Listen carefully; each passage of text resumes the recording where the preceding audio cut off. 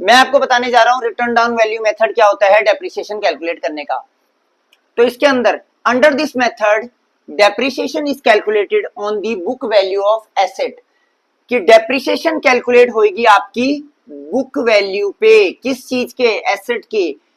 Asset की book value के ऊपर जो डेप्रिसिएशन कैलकुलेट होती है उसको हम बोलते हैं रिटर्न डाउन वैल्यू मेथड, या फिर हम इसको शॉर्ट में WDV मेथड भी बोलते हैं। मैं आपको एग्जांपल के तौर पे समझाता हूं। 1 अप्रैल 2025 में मैंने एक एसेट परचेज किया।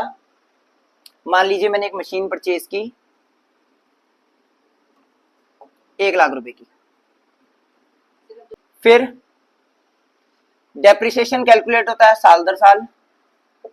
यहां पे मेरा साल खत्म हुआ 31 मार्च 2026 और मेरा एक और साल खत्म हुआ 31 मार्च 2027। मान लीजिए आप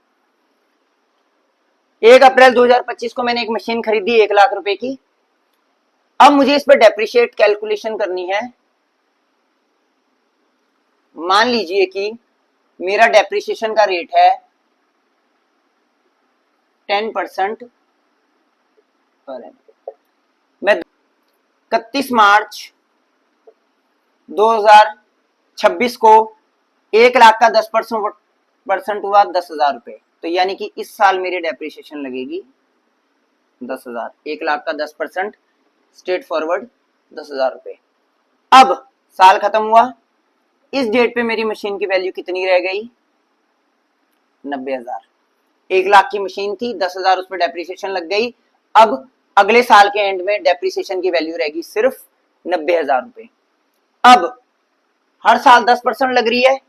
अब आता है कंसेप्ट ये वाला बुक वैल्यू पे। बुक वैल्यू क्या है मेरी? 90,000 कि मैंने जब साल क्लोज हुआ तो मेरी बुक वैल्यू कितनी रह गई? 90,000। तो अगले साल जो मैं अब डेप्रिसिएशन लगाऊंगा ये 10% वो इस 90,000 पे लगाऊंगा, यानी कि 10% लगेगा 90,000 का। मेरी इस साल की डेप्रिसिएशन रह जाएगी 9,000। 90,000 का 10% कितना? 9,000। 1 लाख 10% वैल्यू गिरी, रह गई 90,000। अब 9,000 वैल्यू गिरी तो इस साल के एंड में मेरी बुक वैल्यू कितनी रह गई? 81,000। इसकी फुल वीडियो देखने के लिए आप मेरे चैनल पे आ जाइए, उसमें मैं आपको इसमें डिटेल क्वेश्चन करा के दिखाने वाला हूँ।